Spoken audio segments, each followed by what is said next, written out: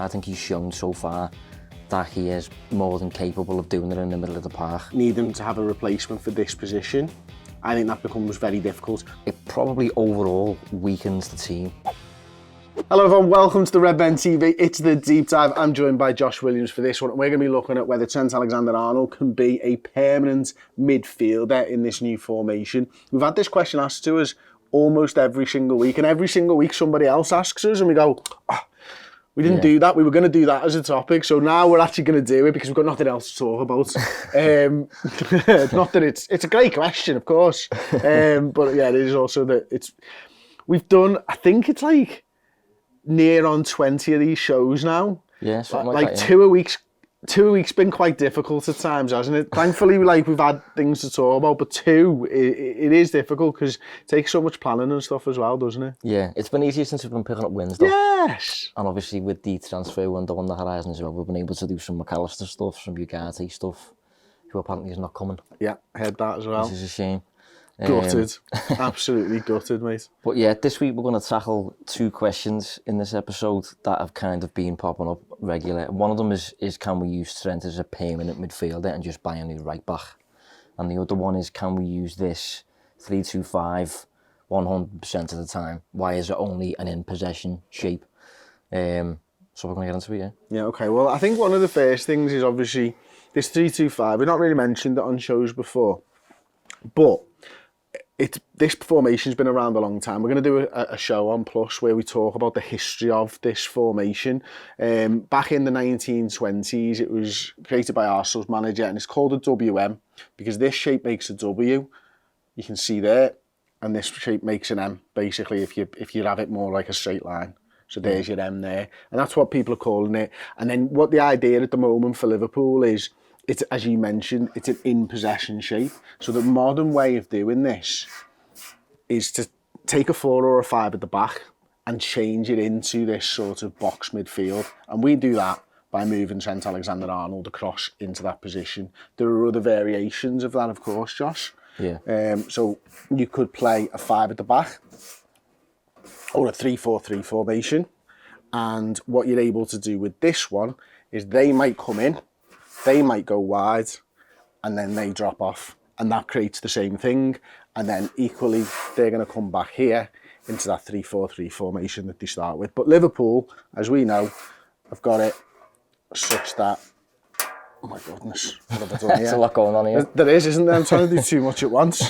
That right? Liverpool have got it like that. Yeah, spot on. So, in possession, we're trying to create a numerical advantage in the middle of the pitch because you're either playing normally against 2-man midfields or a 3-man midfield. Yeah. So that hence the 4, the box midfield. Out of possessions where it gets interesting, Josh. Can we use this out of possession?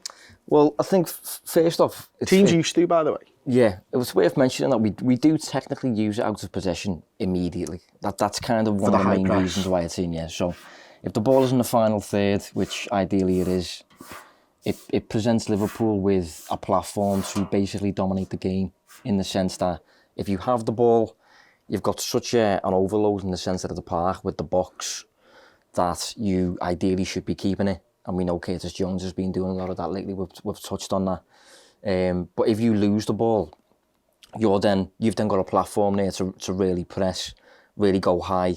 You've got the block in the middle of the pitch. You've got kind of the safety net of about 5 players here.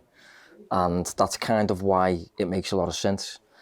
But in terms of if that press is broken, the question mark then comes up, like, can you just stay like that? And I mean, I think the obvious answer is probably no. I think so too. I think what you've got to, they're going to counter-attack you. They're going to have numbers against you.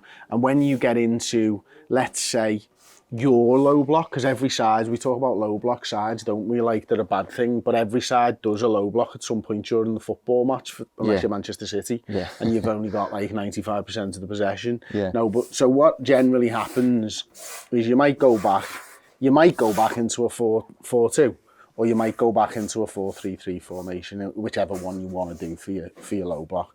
And what that creates is width across the pitch, because generally speaking, you're coming up against 3 attackers nowadays, and they're going to provide width that's dragged that player. If you take one of those out, make it a two-man midfield, for example, your width leaves you exposed in these areas here. Yeah. So to stay in a 3 at the back doesn't really seem to be an option.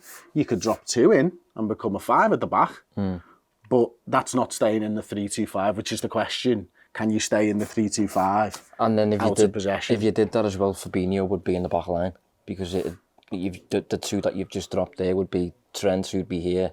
In fact, you could do it the other way around. Yeah, they drop you the way around. Trent could be there, but it's just any back 3 system that works the way it does. Once you go into a defensive shape, the 2 wing backs usually tuck inside, and then you've got a back 5, and you've got coverage across the pitch in terms of the wide areas and in terms of the central areas and stuff like that. But I mean, if you used to defend like that, it's just so obvious, isn't it? Far too easy to exploit. There's just so much space on the flanks. The expectation on his shoulder and his is ridiculous, because he's got to cover all this ground. He's probably, say if you come up against a similar system, you've potentially got an attacking bank of 5 players to deal with your defensive 3. So it's just... It's not viable, is it? No, it's borderline like football manager stuff, like potentially, but it's not viable. There's a reason you don't see it. And with this 3-2-5 that we're dealing with, sorry, you've got your attacking bank of 5 players here. Obviously, your width is getting provided by Salah and, let's say, Jota over here or whatever. They're not playing as wing backs. They're basically ahead of the ball. So are the 8s. So is the striker. So you're almost at times defending with 5 players. It's common sense, really. Yeah, I think I'm going to put a striker back in here and just show you what would tend to happen as a team plays down the wing. So let's say this fella gets the ball and it's played down the wing. Everybody would come across because they have to. Yeah. And with a 3 at the back and everybody pushing across, you're just going to get overloaded and switched onto the other side. And that's why you need 4 or 5 to defend the back nowadays. And as you say, even when it's 3 at the back, it's really 5 at the back when they're defending anyway. So I think we can put that one to bed. Yeah. In terms of why don't we stay in that formation. I think that was relatively easy for us to chalk off. And we've had that question a lot. So thank you for the question. I hope we've explained it sort of well enough for you. But the other question is, can we just use Trent Alexander-Arnold as a midfielder and buy a new right back? And I suppose the question here then, does this presuppose that you stay in a 4-3-3? Or does this presuppose maybe that Trent becomes Fabinho? It's tricky. I think regardless, I think people have seen so far, past couple of weeks, that Trent can essentially do it. I think he can play. I don't think he can play as Fabinho on his own, as a lone 6, but I think he can do it as a double pivot. And I also think he can push up potentially as a right-sided 8 as well, almost a bit like a De Bruyne. So I think the simple answer is yes. If we want Trent to suddenly become a midfielder and forget about the fact that he's played as a right-back for most of his career so far, we can technically do that. I think he's shown so far that he is more than capable of doing it in the middle of the park. But then... What formation does that mean, Josh? Well, because we've got it set up with a 3 at the back here. Yeah, we have, yeah. Well, say for example, an example is Joshua Kimmich, who plays for Bayern Munich, obviously. Yeah. And Bayern Munich use a 4-2-3-1, with Kimmich playing as part of a double pivot with Leon Goretzka usually. And I think the right back is Benjamin Pavard, I think, or potentially Lucas Hernandez sometimes plays there. I'm trying to think of somebody else. I think that's it. Kimmich is obviously playing alongside Goretzka. That works for him. I think Liverpool could do that. Again, it's a recurring thing. We always talk about it, don't we? The 4-2-3-1. It's never going to happen for some reason. But if it did, Trent could play there. In the current 3-2-5 thing that we're using, Trent, we know, can tuck inside there. And if we were going to just use the standard midfield 3 that we've seen for most of Klopp's tenure, I think Trent could do this. Yeah. So I've got no issues with him becoming a midfielder, apart from the transfer reasons behind it. Like, if you think about it, one of the reasons I thought why it's not so much of an option if you move Trent away from the right back slot, that leaves Joe Gomez there. So, and Calvin Ramsey. So we're probably buying a right back. And if you think of right backs in the market, who?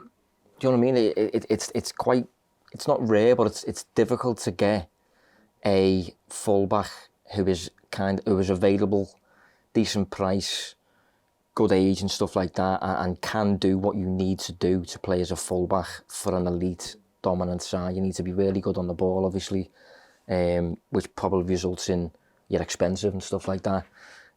Whereas if you think of midfielders that Liverpool can buy to fill this void that we've got, you know, we're getting linked with McAllister, we're getting linked with Mount, Gravenberch, Nunes, Bellingham, and all these players. There's tons of them out there. Yeah, there isn't there? Is. Now, here's the question for me. I think the 4-3-3, because of what you're saying there about Trent Alexander-Arnold needing to have a replacement for this position, I think that becomes very difficult. What you're essentially saying is if you're going to play a 4-3-3, you want Trent in midfield, but where he had all of his success, you're going to replace that when you've got a lad that was the best in the world at doing that position, which is up there, getting 13, 14, 15 assists every single season, year in, year out. Yeah. Are you asking for a safe right back? And how does Trent get into these positions? Are you going to get as much out of this guy as you got out of Trent? And are you going to get as much? What are you doing? Is it a creative midfielder you're looking for here? So I think that is a bit nuts. You've got maybe £100 million right back, and you're looking to try and sign another £100 million right back to do the job. Yeah. Essentially, for simple terms, this makes more sense for the simple fact that you're asking essentially probably for a right-sided centre half. Yeah. Right. Bear with me on this. Okay. Right? Yeah. And then you'd end up with that sort of, in fact, are we 3, 2? Yeah, we've got 5 there, haven't we? I don't know where Robbo would go, but it might be that it's something like that. You're just asking somebody else to do the job. Yeah. Essentially. Yeah. Aren't you? So, yeah, I'm not 100% sure about that. If you stick it into the 4-2-3-1 build-up, who joins the attackers? Because you want 5 and 5. That's clearly what we've decided. Yeah. So, yes, he can do the role, but you're going to have to move somebody into a midfield position at some point. So why not just use Trent to do that, considering he's shown everybody that he can do that? Yeah. And do it at a very high level.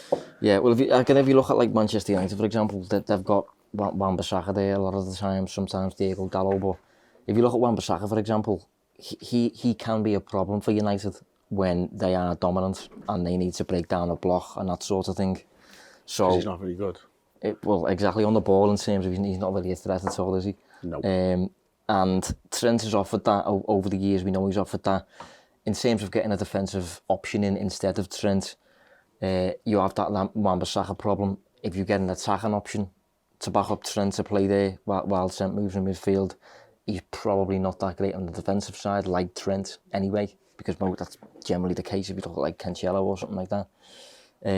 So overall it is something that we can do. If we want to play Trent as a midfielder, we can do it. I think he can play there in multiple different positions. It's just more who plays right back then and who you buy as a right back. And then once you kind of realise what's out there, it makes sense to just keep Trent there and buy a few new midfielders. Yeah. And then if Trent wants to drift into midfield like what we've been doing lately, he can do that, no worries. But it's that right back void. As soon as it comes up that you need to buy a new right back, they're not that readily available, and usually when they are and they're on the scene and that everyone's well aware of them. Like Hakimi, Reece James, Cancelo, Alphonso Davies. I can't really.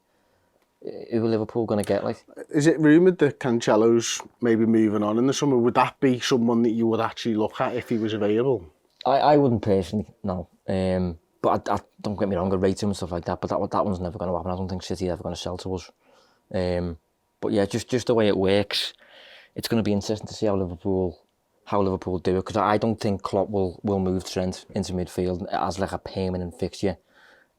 Just because let's say Trent does move into midfield and we get a backup right back, someone to do bits of what Trent has been doing or whatever, it probably overall weakens the team in comparison to if you had Trent there and, say, a Mount or a McAllister in the middle.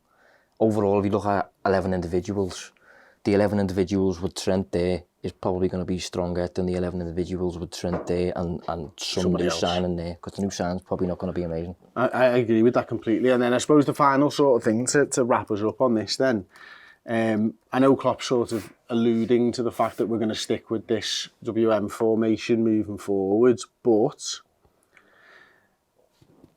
could Trent just play as the right back again next season? And I suppose the question marks from earlier on in the season come into play here, Josh. With a better midfield, can Trent go back to what he was doing and Liverpool play their old 4-3-3 way? Yeah, that's possible. That's possible. But I do think, I do like the way it's worked in the past couple of weeks, past couple of months. I do too. Just asking the question. So I think he could do that. The question for me is, since we started doing it, Trent has played every single minute. He's played 720 minutes so far, I think, in that position. And it's been fine because we've got no other games. We're out of every competition. Next season, that's hopefully not going to be the case. So what are we going to do when he gets replaced by a Ramsey or a Gomez in the team or whatever, neither of whom yet at least can do this inverted stuff? So then maybe you do just say it's Ramsey. Maybe you do say to Ramsey, play like the old Trent, get up and down this wing, and maybe the midfield by then is fixed enough to the extent that it can cover him, like it used to cover Trent. Another question that just popped into my mind, I'm not giving it any thought whatsoever. Let's say Joe Gomez comes in for him instead of Calvin Ramsey. Joe starts to stick around. Do you think Andy Robertson's got the skill set to do it on the other side? I don't. I'd be interested to see it, but I don't think so. No, I don't think he's technically good enough, essentially, or composed enough, or I don't think he's a fullback, isn't he? If you watch him play, I think he's very much a fullback. Pep said Kyle Walker can't do it, and I think Robertson is of a similar mould for me. But I think Robertson's at his best when he's running. That's what I mean, yeah. And his passing's okay. His crossing's brilliant. It's always wound me up that people can pass, can't always cross, and the crosses can't always pass. Yeah. But Robbo's one of them where the crossing's brilliant, but the passing's not great. I mean, it's fine, don't get me wrong, I'm not digging him out here. But when you want someone to pull the strings on the game, I'm not sure Andy Robertson's your guy. Yeah. You know what I mean? So yeah, I'd probably fall in the same category. I don't think he could do it, but one of the ideas I do like, that I can't remember who mentioned it first to me, is the idea of Henderson having a go. I think Henderson could potentially do it to a decent level. Obviously, we know he's played as a centre-half, he's played as a 6, he's played as an 8 throughout his Liverpool time. He's now almost playing as a 10, really, in this kind of system. Milner has played as a left-back and a right-back throughout his career. I don't think Henderson's that different. I think he's generally quite well-rounded. It might have been me that mentioned that to you, because I have been saying Endo for a while, not 100% if it was, but also Bajcetic. Endo and Bajcetic are the two that spring to mind for me that are currently in our squad. I think Hendo's better suited to it. Yeah. But I do think that Bajcetic may be able to do that position as well. Yeah. Because his range of passing is absolutely outstanding. You know, his covering's brilliant, his positioning has seemed brilliant. He's played the 8, he's played the 6. I'm sure he probably could. It's whether you trust someone that young against what is essentially most of the time, if not the opposition team's best player, one of the opposition's best players. Yeah. I'd have no issues with Bajcetic starting there. I don't know if I'd start him as a fullback. One thing that's worth noting though is Caicedo has been doing that the past couple of weeks for Brighton. They don't really have a right back at the minute because of injuries and stuff. So Zerbi's been using Caicedo there. Interesting. And certainly in the last game, he was doing that with possession. I don't think it's a fixed thing that'll keep happening once everyone's fit. But it's, I suppose, a little Liverpool kind of link there. And Caicedo isn't actually a fullback trying to become a midfielder. He's a midfielder having to go up becoming a fullback. And that's what Henderson would be doing if we tried Henderson in it. Interesting. But yeah, it's just all up in the air. Right, I'll ask the questions one more time. Can we use the 3-2-5 100% of the time? No. Can we use Trent as a midfielder and buy a right back? Should we? Should we? No. Can we? Yes. Okay. Happy with that? I'm happy with that, yeah. Sounds. I think we've done it justice. Thank you so much for the questions. If you've got anything that you want us to discuss in upcoming episodes, then do let us know. We'll be on Redmen Plus very shortly, going through the history of this WM formation. So we're going all the way back to the 1920s. We're going to look at some of Pep Guardiola's side, Thomas Tuchel, Antonio Conte, Gareth Southgate, and we're going to show you how each of those individual sides get to that shape in possession, because I think it's interesting. It might open up for me, certainly it did, planning the show, Josh. It's opened up different ways of getting into that formation without actually sticking to your rigid 4-3-3 formation to start with, which I think could be interesting for the future. So hopefully you're able to learn something from us, pair of idiots. If you want to check out Redmen Plus, then sign up. I know, now you're an idiot. If you want to sign up to Redmen Plus, you can join our club legends, or you can join up as a club captain on a yearly subscription. We've got an offer code running. The code is YEAR. It's only on the club captains. It's for an entire year. The code is YEAR, Y-E-A-R, and you'll get the entire year's worth of content for 25 quid. It's an unbelievable deal. We're incredibly proud of the content that we produce on Redmen Plus, and we think that you'll like it. So please check it out. That's right. Hey, thank you so much for watching. Check out redmenplus.com, and if you join as a club legend on there, at a yearly rate, you'll be instantly emailed 2 codes to get yourself 2 free pieces of merch from redmenmerch.com. Boss Liverpool t-shirts to sit in, watch and listen to our podcast. It's Boss, your boss. See you on redmenplus.com.